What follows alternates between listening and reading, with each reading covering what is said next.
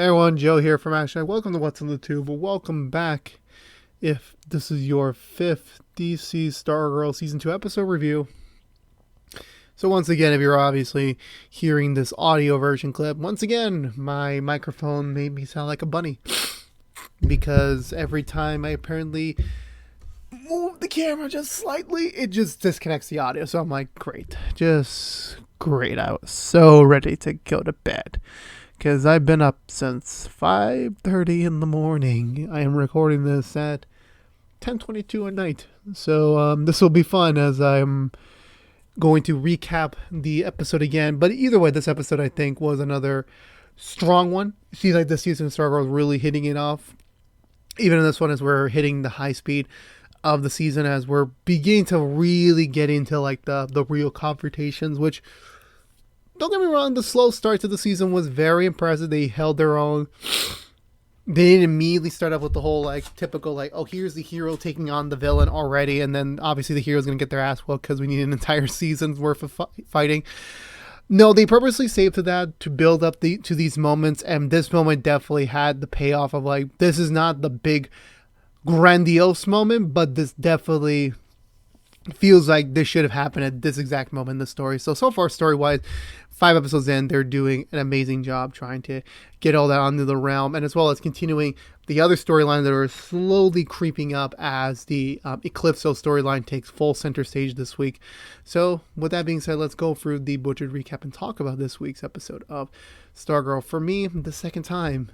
Again, I'm not trying to annoy you. I'm just saying this is the second time I'm doing this. So hopefully I do better. So anyway, we begin with another flashback, which I will be completely honest with everyone, I missed the first 30 seconds, so if there's anything crucial of importance that happened in the first 30 seconds, I apologize. But it's another flashback scene to Eclipso haunting some other daughter, some other girl. But slowly with these episodes, we are beginning to see Eclipso's true face, his true colors, which is like, oh my god, this is so cool, because we're building up to the eventual full reveal, which obviously if anyone who has Twitter and, you know, paid attention online earlier this summer, we know what he looks like already, but like seeing him in action is going to be something that I'm like so excited to see, because that costume design looks sick and it looks really cool. So I'm really curious to see how it's going to look on camera, not the fancy Entertainment Weekly blow up, glow up sort of deal. So we'll see how that goes.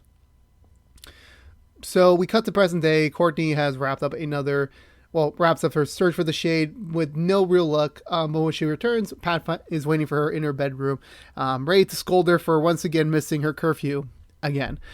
Well, to be fair, Pat, at least she's not going out for parties. At least she's being a superhero. And she basically already flatly admits, yeah, I'm looking for the shade, because I feel like since he told me about Dr. Midnighter's daughter before you did, I'm pretty sure he has even more information that would be beneficial to me. But Pat decides to discourage her on that idea for now in order to follow up on a potential lead he does have, as the newspaper printed the weather in Nebraska, very, very normal and regular around Nebraska. Everywhere in Blue Valley, we're all fucked. So he indicates this could be a key tool to try and figure out where the Black Diamond is, so they can take Eclipso from wherever he is right now. But also, one quick thing to know, I made this comment before. Pat, you do know the newspaper, I get it. It's a very valuable resource for some people. I get it. But we do have a thing called the weather app. So I'm pretty sure you could have easily looked up on your phone, which you do have, to check the weather. But anyway, the weather is going to be a key focus here for them to figure out where Eclipso is, so they're going to use that to their advantage. So when the next day hits, we have where do we start off in the morning, because there's so much going on, which is now that I'm really thinking about it, like I somehow pandered my way through this the first time. I'm trying to remember how the heck the second time went. I want to say we begin outside early morning. Jordan, Icicle's son, is setting up his art post for the day to continue working on his father's mural. Cindy is about to approach him to start, her recruitment effort for him to join the new ISA. But Jordan's grandmother stops her short, saying that I don't want you anywhere near my grandson. You're a bad influence. You're just like your father. I don't want you to involve him into whatever you're scheming. So back away. Cindy's ready to go face her off and put her in her place. But turns out Grandma Icicle she got some powers of her own. So I'm like, damn. Now this is scary as hell. So Cindy backs off and she leaves while Jordan is about to start working on his mural, but realizes the storm is probably going to rain out any of his progress. So he decides to head over to the school to work on something art related in the art room. He runs into the summer school teacher. The two apparently are broskies. They're cool with each other. If that's what the kids say now and then, I don't know. I'm a 23-year-old man. I don't understand lingo. So blame me for trying. Anyway. Continuing onwards from there, Jordan accidentally reveals he's been sketching Courtney, which is how all high school romances get figured out. You look in a guy's book and you find the somehow very spot-on sketching of a girl. If I try to do that to anyone right now, y'all would be confused on who the hell it would be. I'm being completely honest with you. Just saying. Because I suck as an artist. Anyway, continuing on from there, coincidentally, before I get to that point, he does support him, saying that, hey, if you're sketching Courtney in a very non-stalkerish way, then she could be your muse, because for every artiste, you have a muse that could bring out the best in you and your art abilities, if that's even a word that I just made up. Courtney and Yolanda show up behind him, but before Courtney and Jordan go into his flirting zone or flirting whatever, Yolanda puts a break to that and says, hey, Courtney, we got to talk about the weather thing. The dark, ominous cloud thing that's coming up very, very soon. We should be talking about that. Your romantic love life can wait. So she listens. So Jordan heads off already to the art room where he runs into Cindy, who then Cindy decides to give him the whole spiel, the whole ISA recruitment thing via using his father as a way in, but Jordan doesn't even fall for it, as he knows, like before, Cindy insulted his dad before and has no real interest to get involved into whatever Cindy's planning. Cindy was about to use the black diamond on him, but however, the summer teacher shows up to kind of put a wrench in those plans, allowing Jordan to leave. But Cindy, still wanting a pawn to sick Eclipso on, decides to use the black diamond on him. And now Eclipso's in his mind and he starts talking to him. Also, I forgot to mention Eclipso's voice. I really like it. Like, it's not your typical monster voice, but it's not your sinister evil voice. It's kind of weird and soothing and calm, but it's also demonic, which is scary. So kudos to the actor who plays him, which is Captain Boomerang from Arrow. Not the Suicide Squad. Also, when the Suicide Squad does come on home media, please go purchase it. Show James Gunn the support. Anyway, proceeding onwards, I believe we get to... Where do we go to next? Do we just come back yet there? No, we just jump around so many times. I know there's a scene where Rick is driving into Blue Valley, presumably to head off to the garage, where he runs into Jordan, who's working on his mural. They don't have much of an exchange. I'm pretty sure Rick is just still mad at Jordan for being Icicle Son, so he doesn't really pay much attention. Back at the garage, Pat is beginning to formulate a way to track Eclipso via the weather, but Beth's priority right now is, of course, Dr. Midnighter. She got in contact with him. He's in the Shadow Realm, but Pat doesn't believe it. Even when Rick shows up, he decides to immediately back up Beth. But even with that, Pat keeps their expectations in check that it could be Eclipso. He could be mind controlling you for his own nefarious purposes to drive you crazy. So until you hear Dr. Midnighter again, let's just focus on Eclipso. Let's focus on him. And then if there is a chance that Dr. Midnighter is really alive, we will dedicate our resources to getting him back home, which is pretty sweet, but I'm still debating if it's going to happen this season since of everything that's going on right now. So back at the school, the summer teacher is beginning to experience the visions of Eclipso, throwing up paint everywhere, starting to see Eclipso via his eyes and then painting the wall. This is all very creepy horror type stuff that I wasn't 100% comfortable with, to be honest with you. I know there was a meeting between Barbara and the Shade, which the Shade was just basically warning Barbara, like, tell your daughter, leave me alone, don't follow me, don't try to find me. Let me do my own business and I will still leave you all alone. Just don't bother me. But of course, obviously, considering that this is Courtney Whitmore we're talking about, that is never going to happen at all. So I don't even know why he's even trying to do this. Meanwhile, Courtney and Yolanda are heading over to the garage to start planning for the Eclipso plan. But Courtney sees Jordan in the distance. She decides to actually go to him and try to talk to him, try to like see what's going on in his head. Yolanda decides against this, since even though we don't really know his true colors, he's still Icicle's son, and just given how you're Stargirl, it's not really the best idea to be fraternizing with him. But Courtney's like, I got this, don't worry. Just text me if there's anything big that happens. So she agrees to that, and she heads off onwards. Courtney and Jordan does have a romantic moment between them, just, catching up, and also Courtney felt honored that she was being sketched in Jordan's book. Jordan eventually does invite her back to his place, and I swear to God, this was just like a regular high school drama. Other things would be happening right now that isn't superhero stuff, so just letting you know that. Courtney and him share a moment in his house. Not like that type of moment. They're just about to share a kiss. Just how close they're getting with each other on their comfortability levels. But Yolanda texts Courtney in the nick of time to let her know that there is a lead on Eclipso. They think they know where he is, and Courtney's being summoned. Courtney's about to ditch Jordan, but trying to let him down easy. That this is not me rejecting you. It's just I needed to go do this, but we will pick this up whenever I see you again. But Jordan, still remembering how Courtney did to him in season 1, because again, Stargirl related activities, he does not want her to do that. And it's like, I'm not doing this again, like, you always do this, so what you gonna do? But obviously Courtney can't stay behind because the fate of the town and potentially the world's at hand here, so she has to go up ahead and leave him. So the new JSA suit up. Before we get to that, I just remembered Pat and Barbara received a call that Mike's all the way in some weird junker yard, a little bit further away from town. So they go to pick him up, and he's only there because he was looking for something to do for the JSA, something to contribute. He wanted to fix up an old car so they can make it as a getaway car for them, which is actually pretty smart in theory, but Pat doesn't want him really involved. Also, I just realized this kid was just kidnapped last week, and they're still letting him out of the house. Like, if it was my son being kidnapped, I'm like, you were staying home for at least 4 months before I even think about letting you outside again without me. So, yeah, that was pretty smart in their thinking.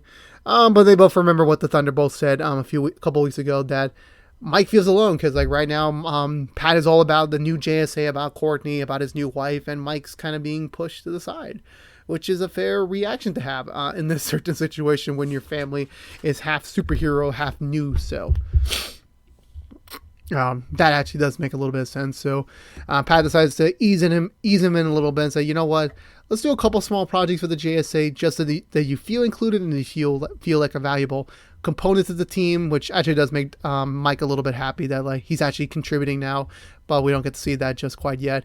Meanwhile, the new JSA are heading into the school after they figure out that this is probably the epicenter of the storm, as well as they notice that the summer school teacher's car is still in the lot. So they head in, they find the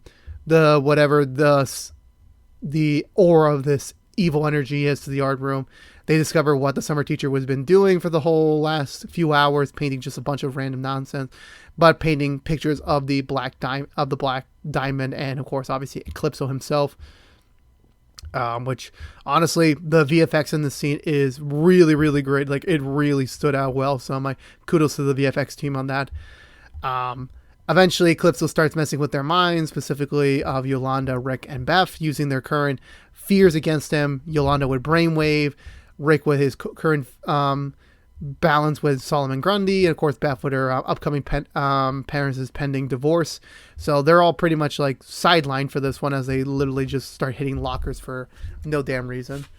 Courtney goes after Eclipso, who this remnant decides to take over the summer teacher's body. So a brief fight ensues. Courtney deciding to use the light from her staff to try and free the teacher, which somehow does work. It is enough to take away the remnant, which is actually pretty damn impressive. It also breaks the weather thing. It breaks the trance of the other JSA members, and they notice the school teacher sort of going back to normal. He's still feeling the Eclipso remnants in his mind, but he's saved, thankfully. They regroup back in the garage. They tell Pat about how strong Eclipso was, how he was able to mess with their minds, and all that sorts. And Pat gets scared by the fact that this was not the real Eclipso, since the Black Diamond wasn't even near the scene. So whatever is going on, he's getting stronger. And because if this was the strength of a lingering presence of Eclipso, who knows how strong the real Eclipso is. So they definitely need to be prepped for that. So in the next day, Beth confronts her parents about the whole divorce thing. They flat out admit, yeah, we are considering getting a divorce. We did order the papers. Nothing's been finalized yet. I still think they're just waiting for, like, maybe there's like that one last thing that could save us, but most likely or not, they're going to sign the paperwork and go through with it. But they reassure Beth, like any upcoming impending divorce parents, that, look, we're still going to love you. Don't worry about it. This doesn't change us. We're still a family. It's just that mom and dad don't love each other anymore and they can't stay together, which I've experienced that long enough. But regardless of that, Beth does feel more alone than ever, since she had a family and then she had Chuck, and now they're slowly getting taken away from her. So she's not really feeling happy about that. I do believe we get a scene with the new ISA. Apparently, Artemis did get fully recruited into the new ISA. She's already on board with everything. Cindy decides to scratch the plan to recruit Jordan, since of Jordan's current demeanor and attitude and just all in all stubbornness. She doesn't believe he's going to fall into line with the new ISA at all. So they decide to move forward with just using Eclipso as the main weapon for their team. But as well as they still have one more per person to try and recruit, which is good old Mikey Dugan. Again, I still don't understand what the purpose is with Mikey, since he, again, has no superpowers. Like, what is his purpose? Why does he service the team? Just to screw over Courtney and Pat? It could be, but they never flat out admitted it. So we'll see how that's going to turn out, to be honest with you. The only thing left of note of merit is, I know there's one more scene, but I'm just struggling to remember it now. Damn. Oh, yeah. I remember. Jordan is resuming his mural for the next day, but while he's working on the painting above, he's starting to experience some minor pain in his body. But when we look down and pan down, it turns out he's starting to develop his icicle powers, or his ice powers per se. So, yeah, Icicle Jr. is finally on his way. But like any superhero that just started, or super powered individual that gets their powers, the beginning is going to be very, very rough. And that is where the episode ends for this week. So for me, this was probably this did everything correctly. Like, we've heard about Eclipso since episode 1. We know the threat he made, but this is but putting him already here, just sizing him up, because we already seen Shade versus the new JSA and they got their asses whooped. Eclipso's on a whole new level, considering the fact they were barely able to beat a very small presence of Eclipso, let alone how are they going to tackle with the real being when they do eventually face him later down the line. That's going to be curious to see how that's going to turn out. Besides the Eclipso conflict, I'm very happy they were able to, like, slowly move in everything else, like the new ISA storyline, Jordan getting his powers, Mikey's starting to still feel left out of the team, and, the attempts to try and make him part of the team. Just all that sort. Also, I'm pretty sure they're going to ditch the summer school aspect soon, since, like, the teacher's probably out for the count for the rest of the season. That mental, psychological backlash is not going to go away in 1 week, so, I think they'll have to start renaming it back to Stargirl, hopefully. Probably not. I've seen the episode titles. They're not going to stop with that at all. But overall, again, I'm loving the pace this is going. They definitely ramped it up this week to a T, and hopefully next week we'll, given how next week promo is, my only real concern is that I think they should really focus on Eclipso and Shade this season. I think the new ISA stuff, I don't want to see the full force of it till next season, because they deserve their own season in the spotlight, like an entire war between them. I would love that. But again, the writers are immensely more smarter than me on that, so I'll give them more credit to doing that point when we do get to it. But that would be my only fear. Like, I hope they don't rush the ISA. I really hope we just get a slow burn to the real team up down the line. So, but we'll see how it goes. Next week will be interesting, to say the least. But yeah, I think that's it. So for me, I'm going to give this episode 2 thumbs up. So I frankly really enjoyed it. So far this season's been a banger after banger of an episode. But let me know in the comments below, what did you think of this week's episode of Stargirl? Let me know. I'm always down to talk with people below, so please leave a comment. But again, this has been Joe from ActionX. doing every single episode review for DC Stargirl Season 2. If you want to know what we're doing overall, what's to do besides those episode reviews, we are currently doing every Heels episode reviewed, where it comes out each and every Monday morning after a brand new episode on Sunday nights on Stars. Normally, we would be doing a third review series every week on ActionX, but currently we're on a little bit of a break while we build up to the next one in a couple of weeks. But this coming week, to kind of fill in that end of the week slot, we are currently about to do our Monsters at Work Season 1 review. It was supposed to go live next week, last week, but since the microphone screwed me over, I had to find the time to re-record it, and it took some time because I had a little bit of a busy schedule last week, so that took some time. So that'll be this week, and then next week will be our Grey's Anatomy quick impressions, because I binged the entire 18-season run of the show during the entire summer. So that's going to be a fun 20-minute episode, so stay tuned for that. But again, if you don't care about Stargirl, you're in luck. We'll be back next week with another episode review, so stay tuned for that. Also, if my calculations are correct, because I was just doing a little bit of a rough draft of the remaining months of what's in the tube, so I'm not spoiling anything in particular, but I'm just looking at Stargirl because we're still going to be on the air for Stargirl to at least November, so we're still going to have a pretty crazy couple months still to go. I do know we're only going to have 1 week off because of Supergirl's series finale 2-parter event, so I believe that's going to be the only time we're off the air for Stargirl. So honestly, until then, literally, we're just going to go for a straight run throughout the entire season, so this is going to be fun. So I'm just letting you know that there won't be any interruptions besides the Supergirl finale in November, so just a heads up there. But again, this has been What's in the Tube from ActionX, so please, if you like what you saw, subscribe to on youtube.com/ActionX videos. Like, favorite, share this review if you want to, but it helps us get it out there to other Stargirls who have yet to discover us, helps us beat up that YouTube algorithm that hates me ever so much, and as well as sharing us for free here on the interwebs. Please ring that bell for notification when our next video is live, as well as follow us on social media to stay up to date with any sort of updates for the channel.